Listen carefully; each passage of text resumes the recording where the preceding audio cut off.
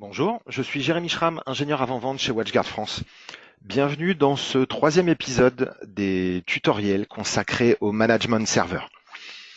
Dans cet épisode, nous allons voir les façons de connecter des boîtiers à un serveur de gestion, soit directement au travers de connexions NAT, soit au travers de tunnels de gestion dédiés à cet usage.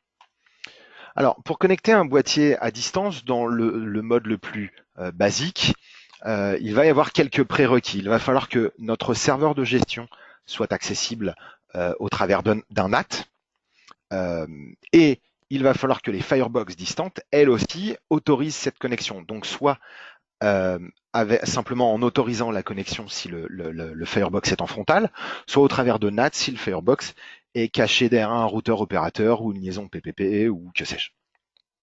Alors pour ça, on va aller retourner dans notre labo. Notre labo précédemment utilisé n'a pas tellement évolué. On va donc ici venir ajouter des périphériques. Alors pour ajouter des périphériques, plusieurs méthodes qui reviennent toutes au même, soit clic droit sur Device et Insert Device, soit Add ici en haut à droite, soit dans la page Device Status, clic droit et Insert Device. Quoi qu'il arrive, on arrive toujours à ce wizard d'installation. De là, deux façons de connecter un boîtier. La première, c'est en connaissant l'adresse IP du boîtier distant, donc c'est ce qu'on va utiliser ici. Et dans un second cas, on a la possibilité de préparer un connecteur dans lequel va venir se loger un boîtier qu'on aura renseigné en local de façon à ce qu'il puisse venir se connecter. Je vous montrerai ça plus tard. Donc ici, je vais renseigner les éléments et donc pour rappel, dans mon labo, l'adressage 192.168.191.0/24 correspond à un adressage WAN. Donc ici, je mets mon mot de passe status, mon mot de passe admin, et là, ce qui va se passer, c'est que le serveur de gestion va aller requêter mon firewall distant au travers de règles de NAT. Donc ici, je vais lui donner un nom basé sur son numéro de série, c'est plus facile à identifier pour moi. Ici, je vais choisir le type de méthode d'authentification pour des tunnels IPsec gérés par le serveur de gestion. Vous pourrez le modifier a posteriori, donc ne vous embêtez pas trop avec ça. Peu importe, dans un monde parfait, pour vous simplifier la gestion, essayez d'utiliser toujours le même mode, ça vous évitera de chercher quand vous faites du multi-client, de tenter de diagnostiquer des méthodes d'authentification. Le serveur de gestion va donc contacter le firewall distant, écrire les éléments correspondants dans sa configuration. Et donc ici, rapidement, le firewall distant va pouvoir être contacté et donc il va finir par remonter dans cette console.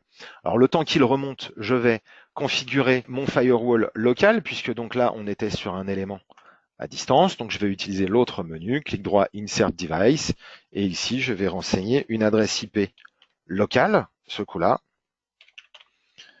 login et mot de passe.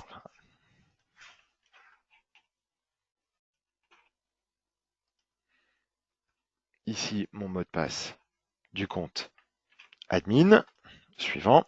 Et là, c'est pareil, le boîtier va aller joindre mon firewall local. De la même façon,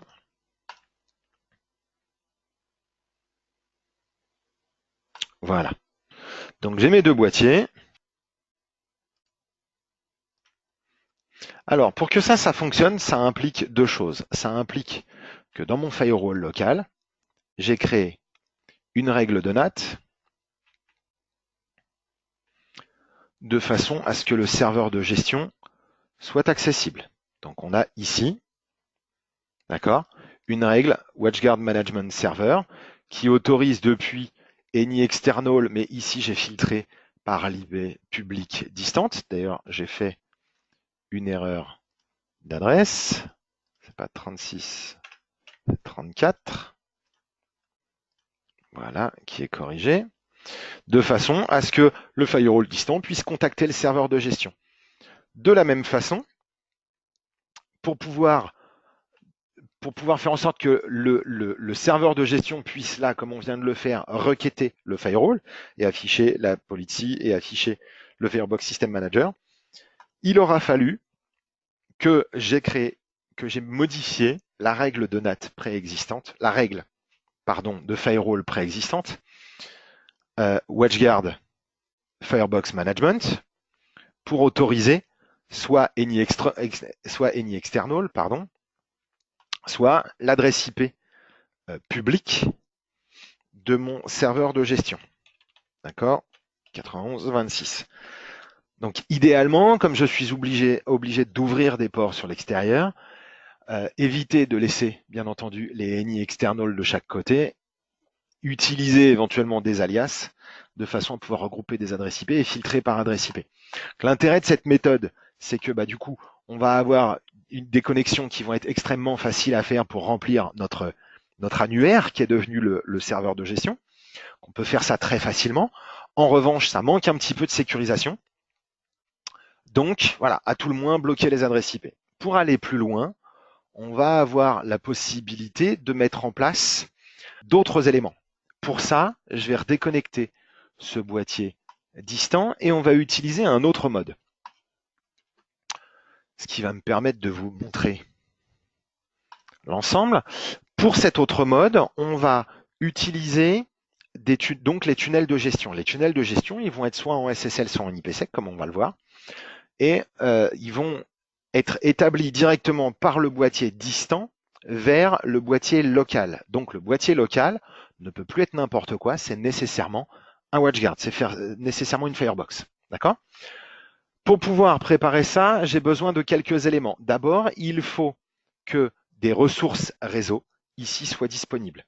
Ces ressources réseau, elles sont préétablies à partir de la configuration standard de notre firewall. Or, il se trouve que moi, ma configuration de firewall, ici, le port ETH1, je ne l'utilise pas. J'utilise un VLAN sur le port ETH2, c'est lié à un autre labo. D'accord? Et donc, il va falloir que je crée une ressource puisque mon serveur de gestion étant en 192.168.91, j'ai besoin de pouvoir définir ça pour pouvoir l'utiliser. Donc ici, je vais me créer une nouvelle ressource réseau dans laquelle je vais mettre soit mon 192.168.91.30 puisque au final, je n'aurai que ce serveur de gestion à joindre au travers du tunnel de gestion. Attention, ce n'est pas un tunnel utilisable par les utilisateurs.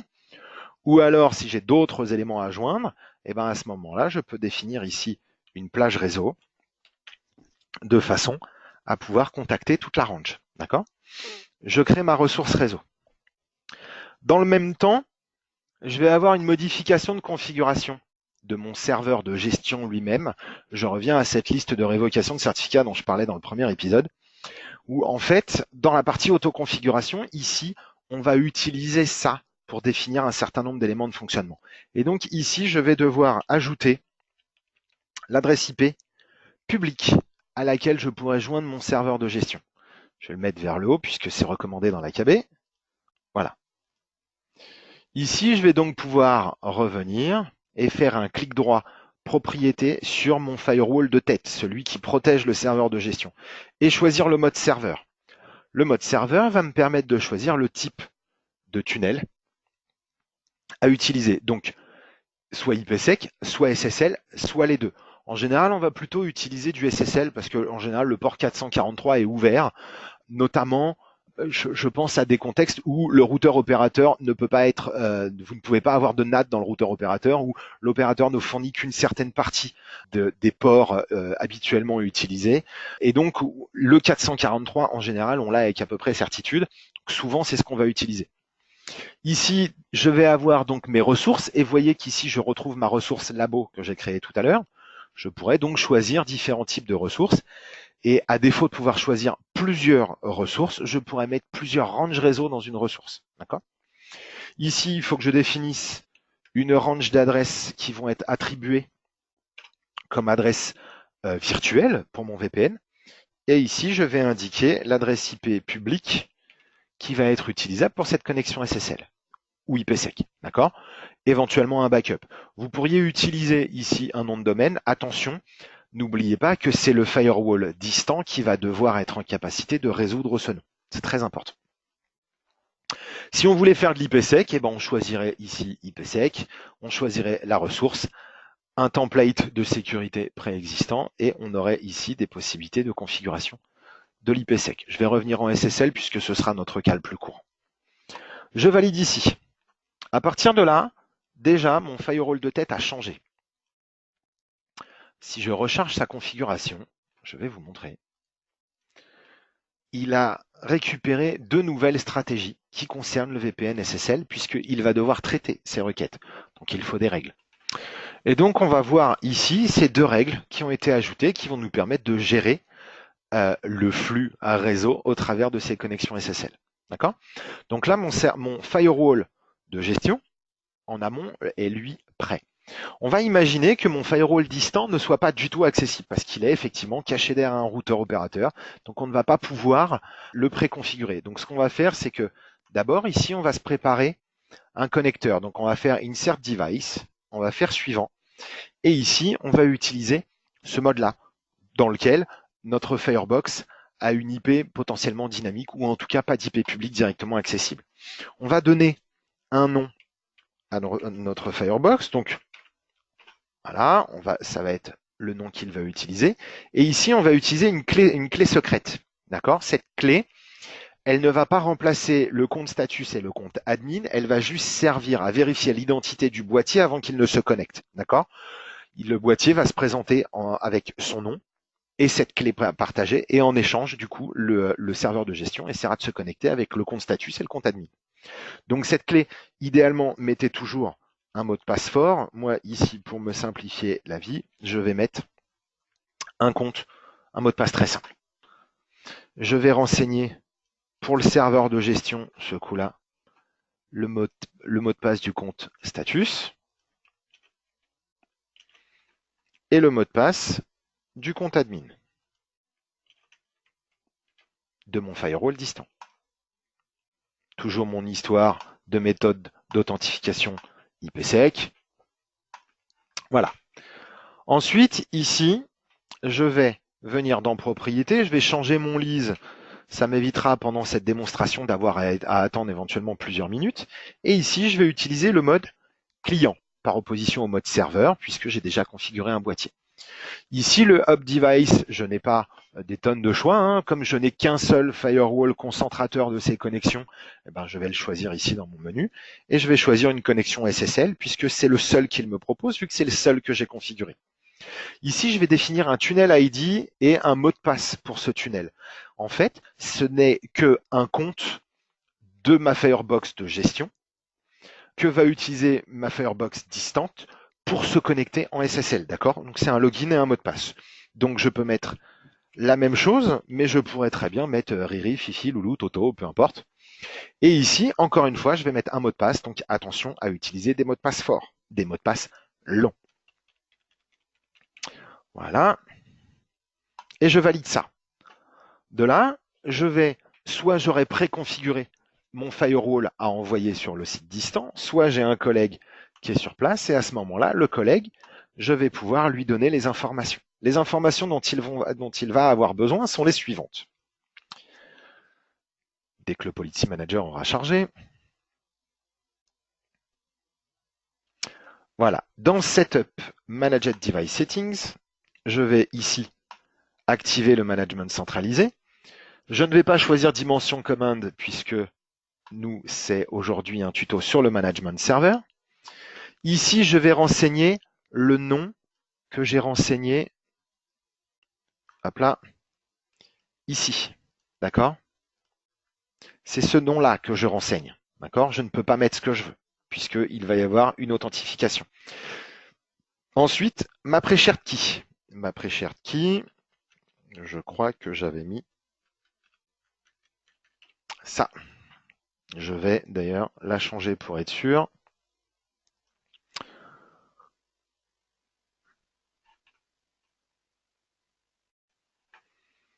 Ici, ma pre-shared key, je la ressaisis si j'ai un doute. Voilà. Cette fenêtre. Ici, je vais indiquer l'adresse IP du serveur de gestion. Alors attention, je ne vais pas mettre l'IP public. N'oublions pas que mon boîtier distant va ouvrir une connexion VPN vers mon boîtier local. Donc ici, ce que je vais requêter, c'est l'IP local. D'accord? Ici, je mets le certificat du serveur de gestion. Plusieurs façons de le récupérer. Soit d'abord lâchement, je vais le récupérer dans mon boîtier frontal. D'accord? Soit j'ai la possibilité de le récupérer au travers d'une page web qui est à l'adresse https l'adresse IP du boîtier 2.4130. Par défaut, bien sûr, ce port n'est pas ouvert sur l'extérieur. Quand je vais faire ça, je vais vous montrer quand même, je vais m'authentifier avec le compte admin, d'accord, du serveur de gestion, et venir dans affichage et récupérer ce certificat, celui du management server, d'accord, pas celui de l'autorité de certification. Je récupère ce certificat, je le colle ici. Ça, c'est ce qui va me permettre de communiquer avec le serveur de gestion lui-même. Pour pouvoir y arriver, je vais avoir besoin de mon tunnel de gestion. Donc ici, je vais l'activer et choisir, renseigner ici, l'adresse IP publique à contacter. Mon tunnel ID, rappelez-vous, mon tunnel ID, c'est ce que j'avais ici. D'accord? Hop là, pardon. Donc, T70-CC96. Et le mot de passe de cette connexion VPN que j'avais rentré. À ce moment-là, je vais valider cet élément-là. Mon boîtier n'étant pas lié à un serveur de gestion, il faut que je rentre manuellement le mot de passe admin pour écrire ma configuration. J'écris cette configuration.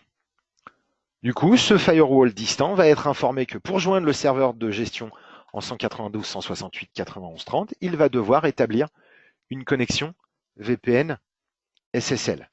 Alors, j'ai un doute sur ce que j'ai tapé, je vais le ressaisir. Et donc ici, regardez, je vais avoir mon statut qui va changer. Ici, mon boîtier local, il attend un VPN SSL de gestion. D'accord? Donc il va rafraîchir périodiquement. Et je vais voir passer dans mes logs des connexions. Regardez ici, j'ai mon compte T70-CC96 qui s'est authentifié. D'accord? Authentification accepted. D'accord? Je vais le voir, si je change de log, je vais voir qu'il a récupéré une IP virtuelle. Donc T70-CC96 par exemple.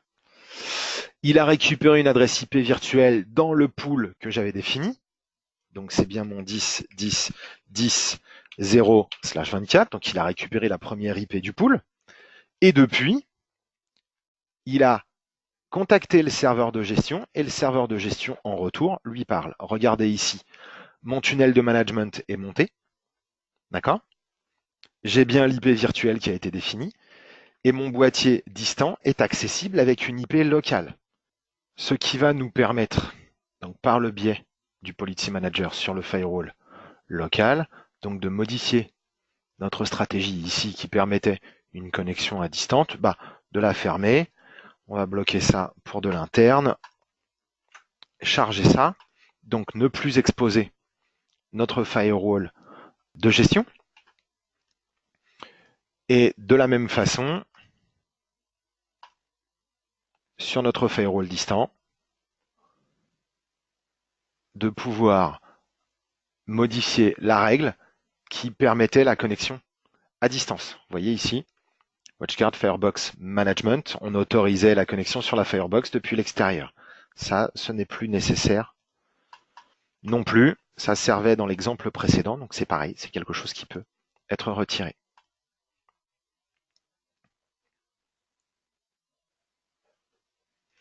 Voilà, donc mon firewall distant est géré à distance de façon sécurisée, sans ouverture de port.